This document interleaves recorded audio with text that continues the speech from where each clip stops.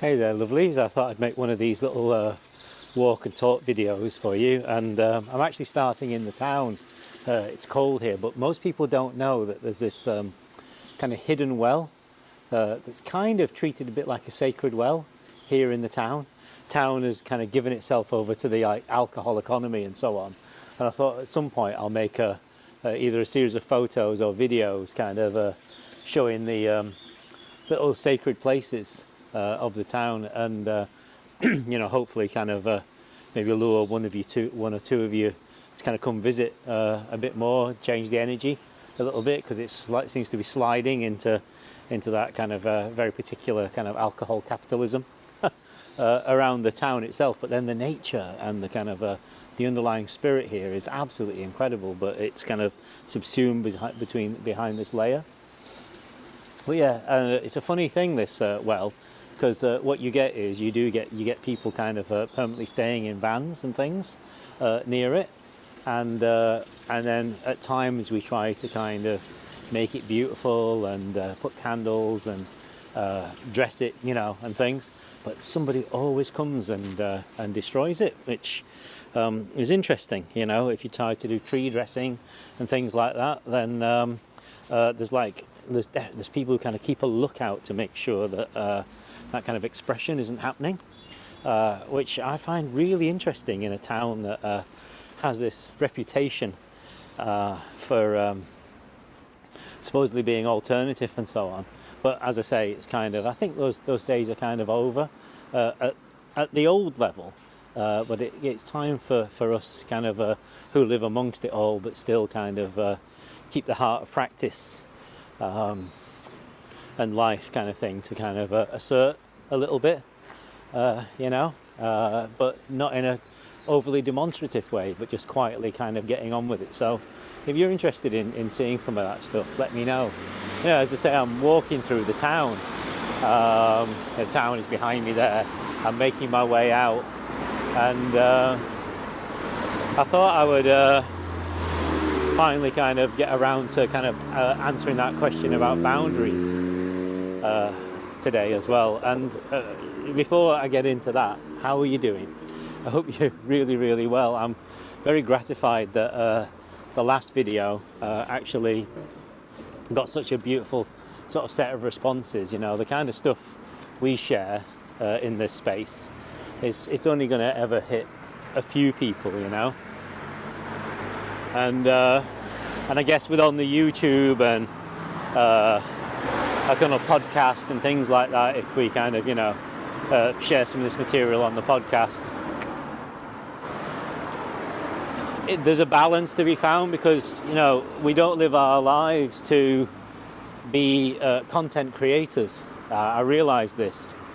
I was feeling very stressed with everything recently, and realizing that these things exist, like the podcast, the YouTube or whatever, but then it almost feels like there's a demand on us to turn out stuff of value and information and make content.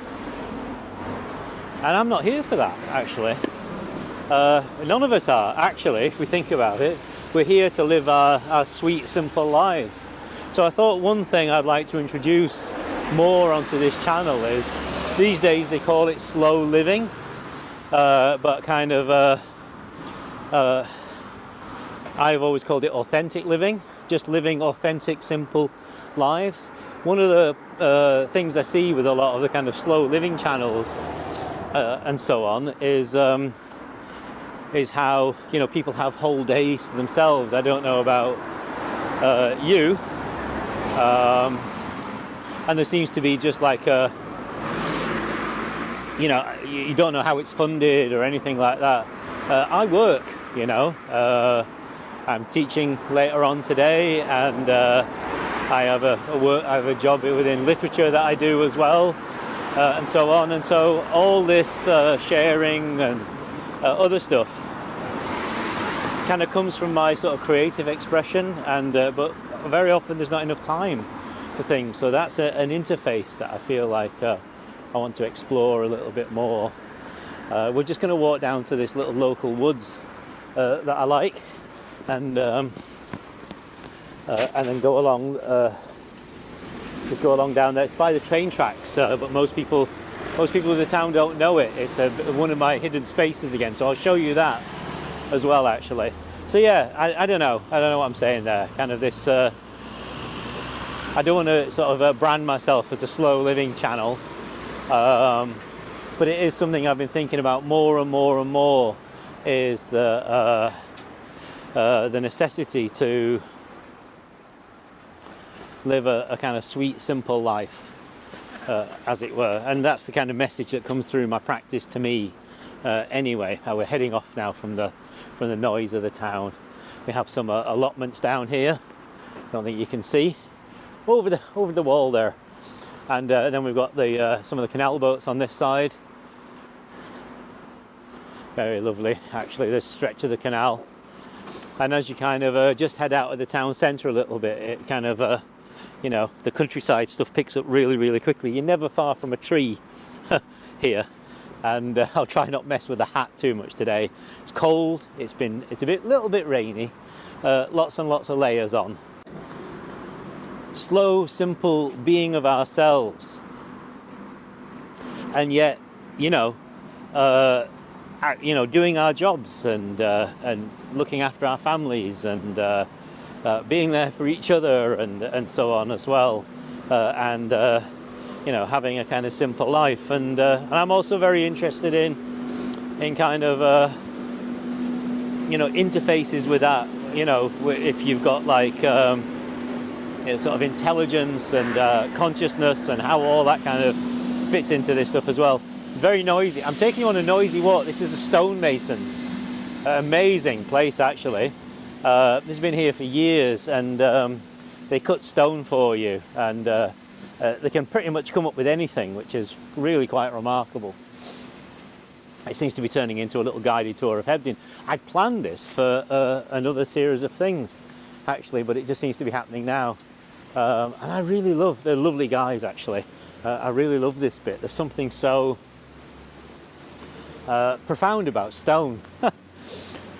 Anyway, let's cross the river, and then once we cross the river, let's kind of enter through this portal that's in front of us here, of the bridge, into the world of conversation and being. Look at the moss and the river. Looks fantastic, doesn't it? Let me poo on your expectations now. This is the most polluted river in the UK.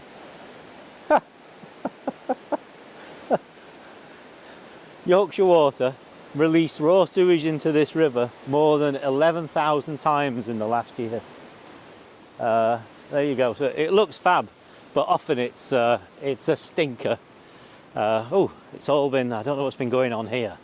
It's really interesting. There's all water running down and things. It might be a bit of a muddy walk, this. I'm wearing the wrong boots, I think. Just need to pick my way through, look.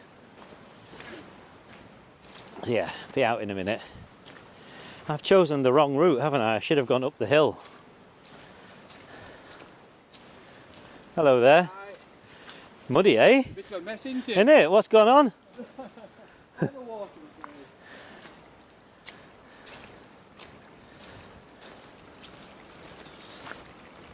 There we go. And then we have this, we'll come back on that path. I don't know if my battery will last that long. We'll go down through this little woods of mine first, and then we go through this tunnel here. So this is the spooky route. The sound of running water you're hearing is water actually just running directly along the path I'm walking on. So I expect a bit of a mud bath, actually.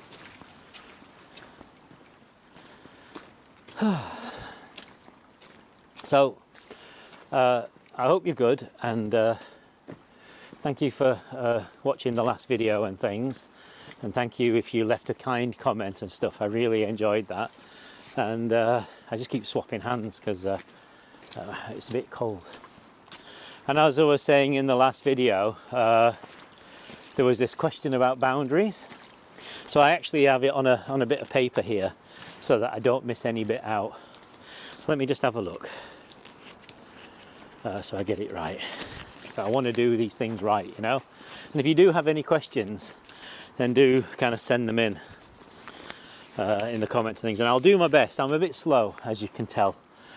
So a question I've had for a long time about love, compassion, and setting healthy boundaries. How do we do both of those things? Did Jesus or any of the spiritual teachers, the great teachers, discuss protecting ourselves and our energy?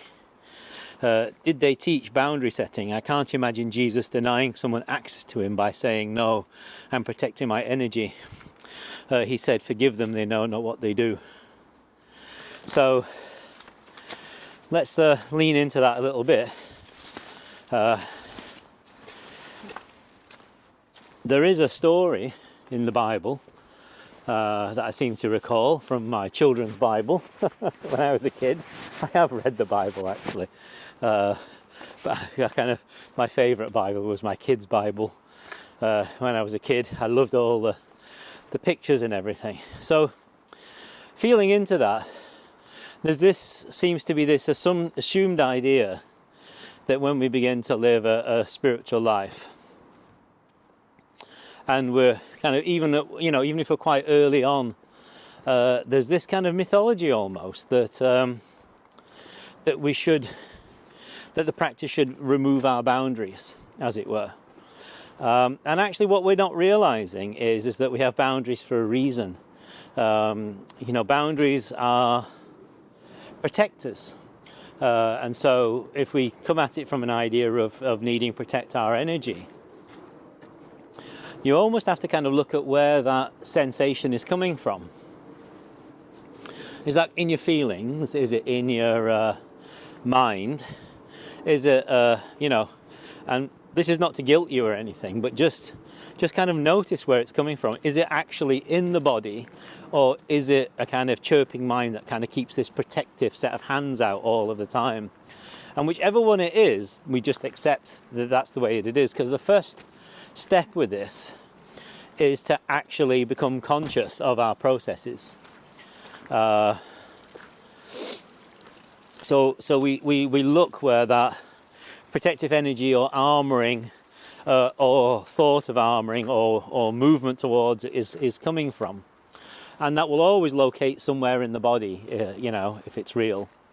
And we might see that there's all kind of covered over areas and stuff like that we don't want to go into, and all that sort of thing. And it's just important to become conscious of what we're unconscious of within ourselves. Otherwise, we tend to kind of push out and blame others. Now, the great spiritual mistake is this idea that you begin meditating, maybe you even start developing or have some realization of awareness, and that you should then just be able to be around anybody. Crows are a bit grr this morning. Grr, they're normally very friendly. They've just been a bit gurish. And so I come in these woods, I just end up enchanted.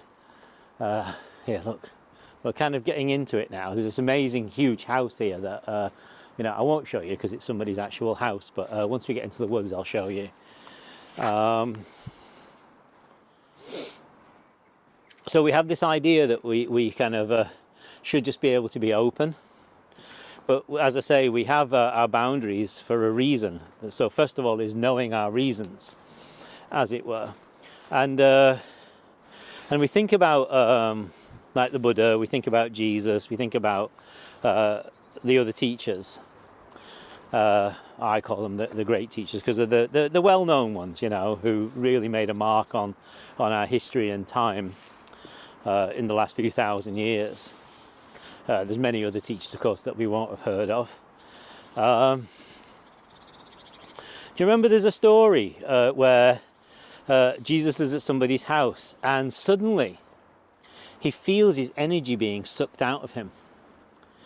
And he kind of turns around absolutely wild-eyed and kind of, who took my energy? Who's taking my energy? So he was very aware of his energy. And it turns out there's a woman, and she can't, take it, because the kind of almost like the heat of the situation is so strong. She says, it was me, I'm really sorry, it was me. And he said, all you have to do if you want me is just ask. All you had to do was just come to me openly.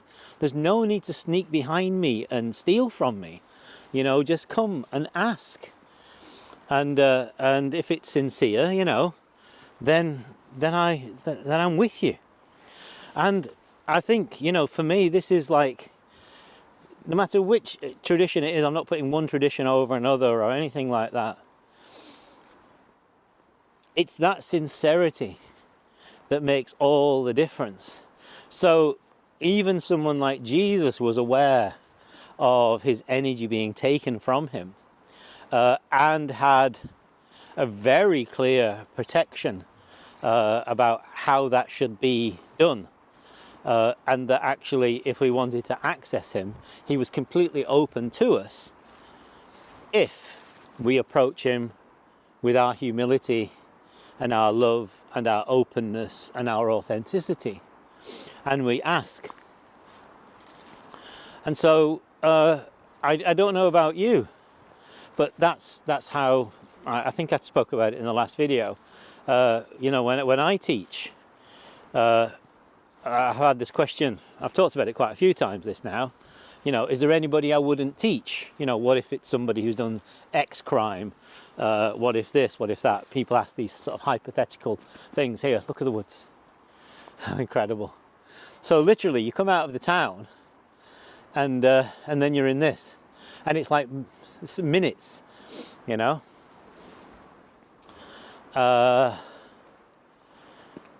And if you ever come to visit, and you're around and we bump into each other and you say, let's go for a walk, it's very likely we'll do this walk. And my answer is always if the person is asking sincerely. If the person is insincere, or they're coming from ego, or they're wanting to score points on you, or they're just trying to colonize your energy or capitalize on your energy, your money, your intellect, your emotional insight, whatever it is,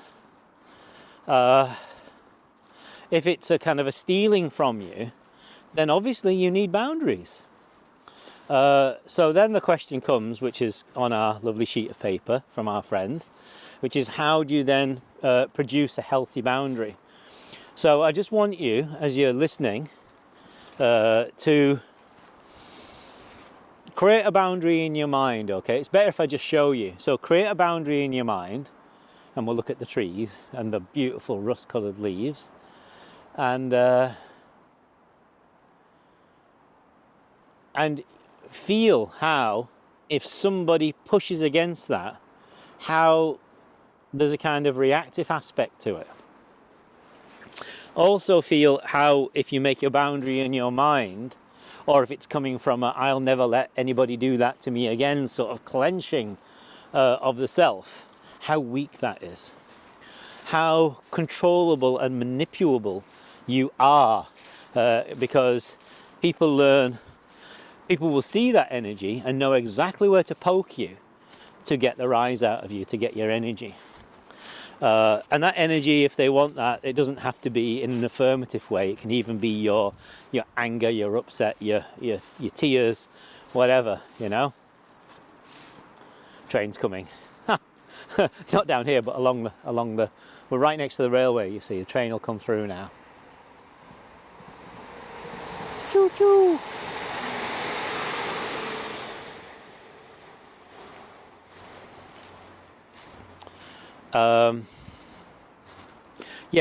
So if we try to create it with the mind or by clenching, it's extremely weak, okay?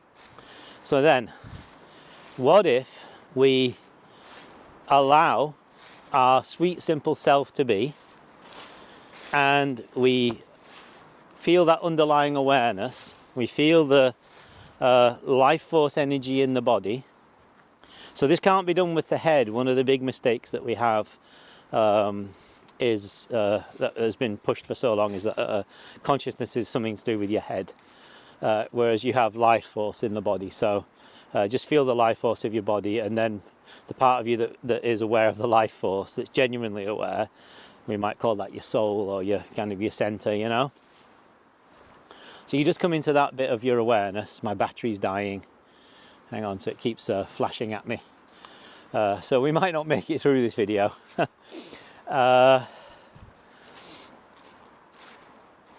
Feel into that.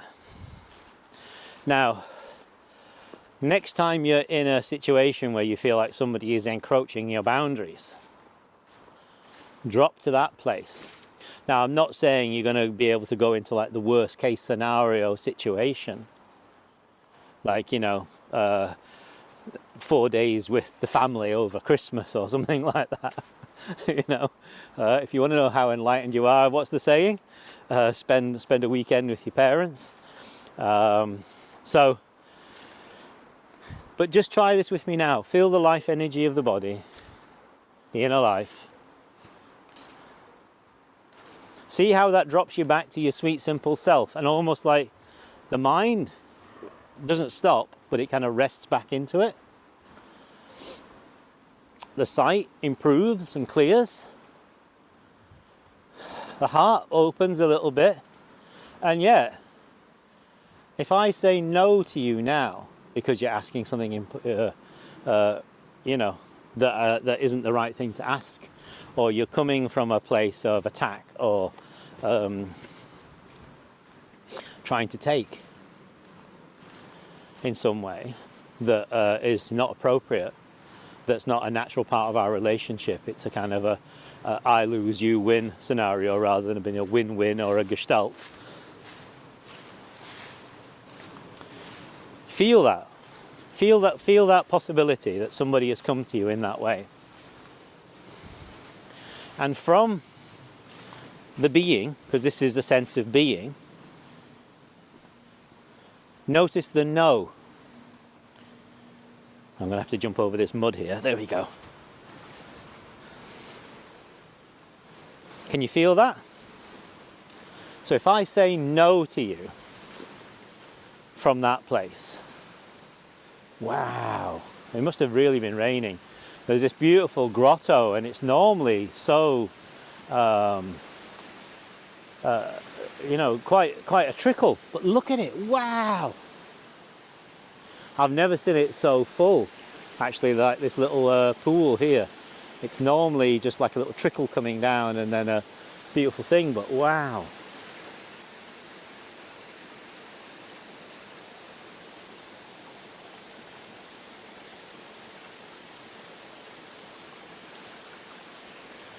Rinsing off the mud from my shoes. Right, so we come to the life of the body and we allow for the yes and the no within the body. But watch out for the mind trying to construct that, or for the ego taking over and thinking it can do that. And what you'll find is, if you're new to this way of doing things, is that it comes for a little while, and then you'll be, oh my gosh, I can do this now. And then the ego kind of takes over and it tries to keep on pushing. So you have to kind of start with small bits first. Okay, and it's not that you're learning to sustain it for longer. It's that because we've been bound up in the old ways for so long that actually the conditioning kind of closes back over again. You see, so yeah, and then, you know, if we think about somebody like the Buddha, or the person that they call the Buddha, because historically there's a lot more to that.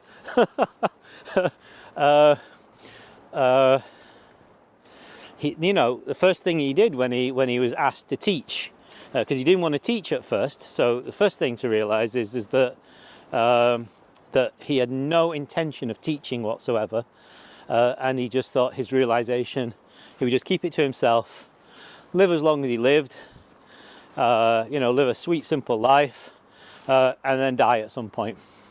And only because a small group of his former students who actually wanted to know came to him and said, please, Lord, please teach us, please show us the way. And he felt into that and sat in his awareness and felt that there was if somebody came to you and there was a space in them to hear, that sharing the truth, the path, the Dharma with them would be, might help. But to kind of not try to preach to everybody, because you're just kind of blowing your energy, you're just blowing it, and it doesn't lead anywhere. But you put it out anyway, just in case people can hear a little bit. So he formed his school, I suppose. He said, okay, we'll sit here and I'll share the best I can. I'll try and point at the true nature of conditions and reality, and so on. And some of you might hear. But first thing was a set of rules. Wasn't it 300 and something rules about sexual behavior, about kind of conduct, about kind of adherence to the path and so on. And if you broke those rules, you would be asked to leave the group, the Sangha, as they would call it, or we would call it. I don't know what he would call it. So again, there were quite strong boundaries and rules in place, and people did get kicked out. So take from that what you will, but boundaries have always been there, even with the great teachers and so on. The only person I can think of who really didn't, two people actually, I think really didn't have what we perceive as much boundary around them. One was no, I'm wrong actually. Ramana Maharshi. I won't tell you the entire story of Ramana Maharshi because my battery won't last. But we're coming down the other side now. So this is the river on this side. You've got the train. So we were basically doing a loop around the train line. And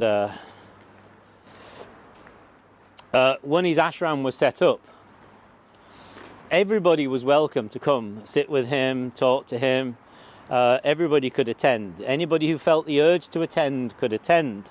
But if somebody turned up, like a politician or something, or somebody famous, and they walked to the front of the line of ordinary people to try and get in to see him quicker because they were an important person, he would either refuse to see them or say, go to the back to where you're supposed to be in the line and wait your turn, or you can't come in. So he had a very strong boundary. And then Anandamaya Mai, who I love very, very much, she seems the most boundary-less. But if you do actually read her satsangs and stories of people who were around her and so on, you get people, because she was so beautiful, actually kind of have quite strong sexual feelings towards her. And you would read that actually what would happen in that is, because she actually speaks about this in some of her own accounts, is that she would kind of turn her energy up and the person would literally be kind of buffered away by her control of her own energy. But she would go and sit with people in hospital, talk to them about their aching knees or, her missing tooth and things like that. She would just talk to people normally. But if somebody came on to her, she would turn up the dial. So there was a kind of a strong thing with that. And that's kind of what we're talking about, that process that I showed you of, it's not that you are kind of egoically pushing them away, but you can do that if you need to. But it's far better if we're coming from our own authenticity, our truth, our presence. We come from our actual life energy. And then when we say yes, it means yes. And there's nothing more to discuss. But if we say no, there's no way around it. It's just boom. no. I don't use my no often. Hi there. But when I do, people know about it, as it were, you know, so you can end up with kind of a fearsome Zen teacher reputation because you use your proper no. We've become afraid, of course, the proper no, or we mistake it. We mistake the ego for it. So that's a large part of the work. But the more natural your no, the more natural your boundary, the more awareness-based and presence-based that it is, the more powerful it is, actually. And the more also that you won't get into those situations quite, because you'll see them coming, you know, as you move up through the 4 levels of awareness, as I describe it in the Signpost book, which is cheap on Amazon at the moment, especially the paperback. Please get the paperback. And it's Christmas and all that, presents and things. I described the 4 levels of awareness. It's pretty much what the book is about. As you move up through the 4 levels of awareness, what actually happens from kind of ignorance to kind of seeing from presence in a very true way that's just continuous, and the steps along the way. What you find is that most of the time you see it coming. So somebody will be actually trying to come at you, and you just recognize the energy of it, you know, not in that kind of old defensive broken way, but in a kind of a true clear seeing from being. And what you can do with a lot of it is just simply step out of the way, you know. So yeah, and then if there's something that does actually need you to face it, you'll face it with love and your authenticity, and no is an act of love at that point, you know, for yourself and for the other. So boundaries are absolutely essential. I don't think Jesus gave a specific teaching on boundaries. I do, of course, which we've just done. Our lovely Eckhart Tolle, our friend. Well, he's not a friend, but you know, another one, another person who speaks about these things out in the world at this time, speaks about this stuff in a similar way. Yeah. And if you, even though it's not explicit within, say, you know, Jesus' teachings, and within the Buddhist teachings as a, here, this is how you protect your energy sort of thing, it is definitely there, you know, it's definitely there. Okay, loves, listen, my hand is gone cold and numb with holding the selfie stick. I was a bit more organised today by having the selfie stick. So, lots of love to you. Not quite as jiggly a video today, and I hope that helps a little bit. Lots of love to you. Take care of yourselves. I've got to go and get set up now for class, and I'll be yeah. I'll try and do one of these every week, maybe something like that. You know. So if you do have anything you want to ask, email me or something, or contact through the website. You know, is always the best thing you can do. Oh, it's not the easiest thing to contact through the website. Leave something in the comments here. Do like and subscribe and share and all that sort of thing, because it's good to kind of support each other in this world. And this is not the kind of thing that that the machine supports very easily. So we have to do it for ourselves and for each other. So lots of love to you. Have a beautiful day, whatever you're doing. Practice your boundaries. Try some false boundaries. Try some ego mind stuff. Play with it, you know, and know your own shit, you know. And we'll talk more about slow living and but living a kind of, you know, a more regular life, you know, because while I love all these videos, people living in Hawaii and they've got all day to cycle around and do this, that, the other, I often, the question comes to my mind, well, I come from a very poor background and I have to go out and do a job and I'm exhausted. What does a slow life mean to me, you know? And that's not to take away from them in any way. It's just I can only live my life, can't I? You know. And at the same time, there seems to be awareness here and a path and people to speak to and things like that. How do you do all that? So those questions I'd love to kind of sit with or walk with you, and we can look at kind of some sort of simple living stuff. I think that's a really good route in simple and authenticity in our living. This is the river again. As I say, beautiful, beautiful, beautiful. But sewage, sewage, sewage. Let's not that be the closing words of this video. Lots of love. Let's let that be the closing words of the video. Take care.